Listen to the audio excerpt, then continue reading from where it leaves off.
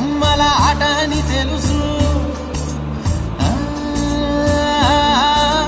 కథ అని తెలుసు, కథ అని తెలుసు, కథలన్నీ కంచికే చేరునని తెలుసు.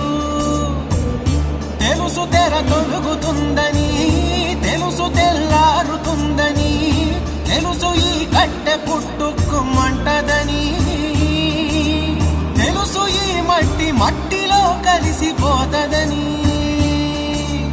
ఎన్ని తెలిసి రకాటంలో పడిపోతావు ఎందుకని? మాయ